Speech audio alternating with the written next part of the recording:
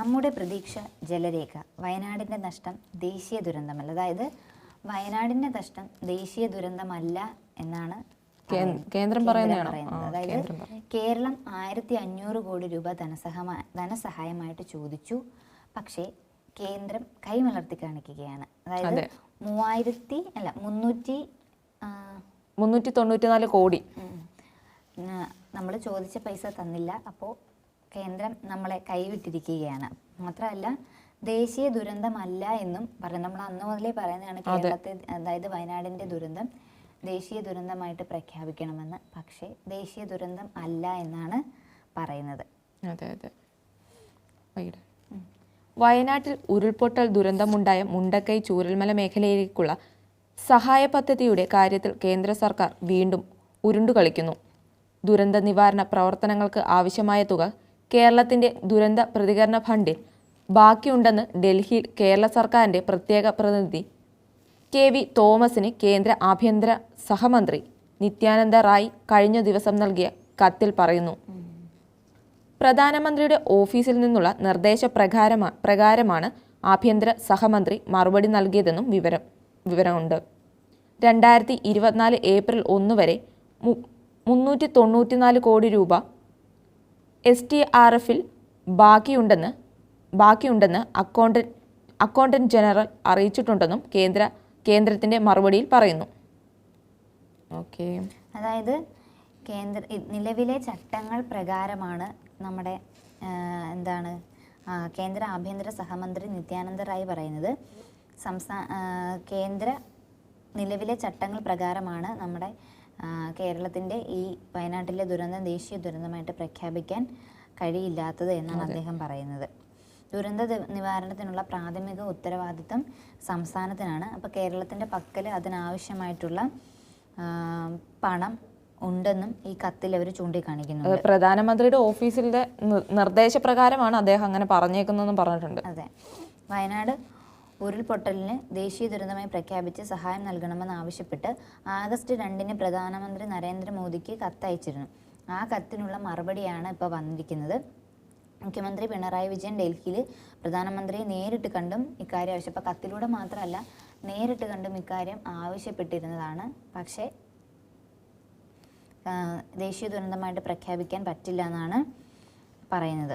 അതുപോലെ തന്നെ നമ്മുടെ പ്രത്യേക സഹായമായി 1500 കോടിയോളം രൂപയാണ് കേരളം ആവശ്യപ്പെട്ടത്. എന്നാൽ മുഖ്യമന്ത്രി പിണറായി വിജയൻ കത്ത് നൽകി 3 മാസം കഴിഞ്ഞും ഇക്കാര്യത്തിൽ വ്യക്തതയില്ലാത്ത നിലപാടാണ് കേന്ദ്രത്തിൻ്റേത്. ഇത്രയും വലിയ ദുരന്തം ഉണ്ടായിട്ടും. അതെ, നമ്മുടെ ചൂരൽമല മുണ്ടക്കൈ അവിടെ എല്ലാം വന്ന് പ്രധാനമന്ത്രി സന്ദർശനം നടത്തിയതാണ്. അദ്ദേഹം അത്ര തീവ്രമായി അതിനെ കണ്ടതും അറിഞ്ഞതും ആളാണ്.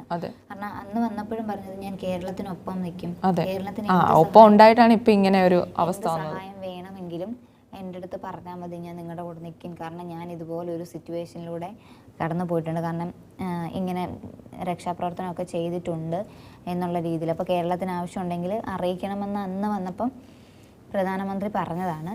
അപ്പം ഇപ്പോൾ മാത്രമല്ല നമ്മുടെ മുഖ്യമന്ത്രി കത്തിലൂടെ ആവശ്യപ്പെട്ടിരുന്നു, പോരാത്തതിന് നേരിട്ട് ചെന്നും ആവശ്യപ്പെട്ടിരുന്നതാണ്.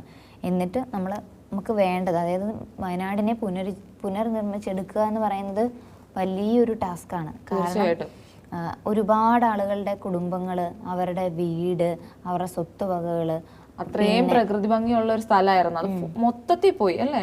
പിന്നെ മാത്രമല്ല കാർഷിക മേഖലയിൽ പല നഷ്ടങ്ങൾ, കാർഷിക മേഖലയിൽ നമുക്ക് ഒരുപാട് നഷ്ടം വന്നിട്ടുണ്ട്. അങ്ങനെയുള്ള ഓരോ കാര്യങ്ങളും നമ്മൾ ഇന്ന് തുടങ്ങിക്കൊണ്ടുവരണമെന്നുണ്ടെങ്കിൽ നമുക്ക് അതിനനുസരിച്ചുള്ള ഫണ്ട് വേണം. ആ ഫണ്ട് നമ്മൾ ചോദിച്ചു 1500 കോടി രൂപയാണ് ചോദിച്ചത്. പക്ഷേ 1500 കോടി തരാതെ 394 കോടി രൂപയാണ് അനുവദിച്ചിരിക്കുന്നത്. അപ്പം നമ്മുടെ അവസ്ഥ മനസ്സിലാക്കി ഇപ്പോൾ കഴിഞ്ഞിടയ്ക്ക് ഗുജറാത്തിലൊക്കെ പ്രളയം വന്നപ്പം അദ്ദേഹം അവിടെ സഹായം ചെയ്തതാണ്. പക്ഷെ ആ സമയത്ത് പോലും കേരളത്തിനോട് അദ്ദേഹം അവഗണനയാണ് കാട്ടിയത്. ഇപ്പം വീണ്ടും കേരളത്തിനോട് അല്ലെങ്കിൽ പറഞ്ഞു പറ്റിക്കുന്ന പോലെയല്ലേ, ആ ഒരു ജനതയോടാണ് അദ്ദേഹം ഈ ഒരു നീചമായ പ്രവൃത്തി ചെയ്യുന്നതെന്ന് നമുക്ക് പറയാം. ഓക്കെ, എന്തായാലും 2005 ദേശീയ ദുരന്ത നിവാരണ നിയമം അനുസരിച്ച് ദേശീയ ദുരന്തം എന്നൊരു വിഭാഗമില്ല. അതിനെ വളച്ചൊടിച്ച് കേന്ദ്ര സർക്കാർ വയനാട് ഉരുൾപൊട്ടലിനെ ദേശീയ ദുരന്തമാക്കില്ലെന്ന് പറയുന്നത് ശരിയല്ല എന്നാണ് മുൻ കേന്ദ്രമന്ത്രി വി മുരളീധരൻ പറയുന്നത്. അതുപോലെ നമ്മുടെ മന്ത്രി മുഹമ്മദ് റിയാസും പ്രതികരിച്ചിട്ടുണ്ട്.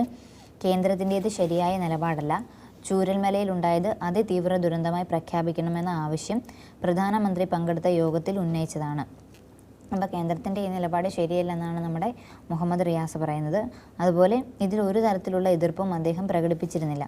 അപ്പം യോഗത്തിൽ പ്രധാനമന്ത്രി പങ്കെടുത്ത യോഗത്തിൽ ഈ കാര്യം പറഞ്ഞിട്ടുണ്ടായിരുന്നു. അപ്പോൾ അന്ന് അദ്ദേഹം ഇതിന് ഒരു എതിർപ്പും പറഞ്ഞിട്ടില്ല. ഇപ്പോഴാണ് അദ്ദേഹം എതിർപ്പ് കൊണ്ടുവരുന്നത്. BJP ഭരിക്കുന്നിടത്ത് മാത്രമേ സഹായം നൽകുകയുള്ളൂ എന്ന കേന്ദ്രത്തിൻ്റെ സമീപനം തെറ്റാണ്. ശരിയാണ്, കാരണം കേരളത്തിൽ BJP അല്ല ഭരണം നടത്തുന്നത്. അതുകൊണ്ടായിരിക്കാം അദ്ദേഹം കേരളത്തിനെ ഇങ്ങനെ അവഗണിക്കുന്നത്. അല്ലെങ്കിൽ പിന്നെ നമ്മൾ ഒരു സംസ്ഥാനത്തെ മാത്രം ഇങ്ങനെ തഴയേണ്ട ആവശ്യകത ഇല്ല. എന്തിനാണ് അങ്ങനെ നടക്കുന്നത്? കാരണം കേരളത്തിൽ BJPയുടെ ചീട്ട് അല്ലെങ്കിൽ തുറക്കണം എന്നുള്ളൊരാഗ്രഹത്തിലാണ് അവർ പലതും ചെയ്തിട്ടുള്ളത്. അപ്പോൾ കേരളത്തിൽ അത് നടപ്പാകില്ല എന്ന് കണ്ടപ്പോൾ നമ്മളെ ഇങ്ങനെയുള്ള കാര്യങ്ങളിലൂടെ നമ്മളെ തളർത്തി കളഞ്ഞിട്ട് ഇപ്പം ഇങ്ങനെ ചെയ്യുമ്പോൾ നമ്മൾ എന്നാൽ നമുക്ക് കേന്ദ്രത്തിൻ്റെ ഒരു ഭരണം ഇവിടെ കൊണ്ടുവന്ന് നോക്കട്ടെ, പിണറായി സർക്കാരിൻ്റെ അല്ലെങ്കിൽ വേറൊരു സർക്കാരിൻ്റെ ഭരണം വേണ്ട, പുതിയൊരു സർക്കാരിൻ്റെ ഭരണം കൊണ്ടുവരാം എന്ന് ചിന്തിച്ച് മാറ്റിയെടുക്കാനുള്ള ഒരു തന്ത്രമാണോ എന്നും പറയാൻ പറ്റില്ല. കാരണം നമ്മളെ ഇങ്ങനെ അവഗണിക്കാൻ തുടങ്ങിയിട്ട് ഇപ്പോൾ കുറേ നാളുകളായി. കാരണം നമ്മൾ അത്ര തീവ്രമായ ഒരു ഇതിലൂടെ നമ്മൾ കടന്നു പോയതാണ് വയനാടിൻ്റെ. ആ ഒരു ചൂരൽമല മുണ്ടക്കൈ എന്ന് പറയുന്ന ആ ഒരു പ്രദേശം തന്നെ ഇല്ലാണ്ടായ ഒരവസ്ഥ. സ്കൂളുകൾ, അതുപോലെ വീടുകൾ, റിസോർട്ടുകൾ, കൃഷിയിടങ്ങൾ, അങ്ങനെ ഒരുപാട് നാശനഷ്ടങ്ങൾ വന്നതാണ്. അത് അത്ര അടുത്ത് കണ്ട വ്യക്തി കൂടിയാണ് പ്രധാനമന്ത്രി. എന്നിട്ട് കൂടിയാണ് അദ്ദേഹം നമ്മളെ ഇങ്ങനെ അവഗണിച്ചു കൊണ്ടിരിക്കുന്നത്. ഇത് കേന്ദ്രത്തിൻ്റെ നിലപാട് ശരിയല്ല, ഞങ്ങളോട് ഇങ്ങനെ ചെയ്യുന്നത്.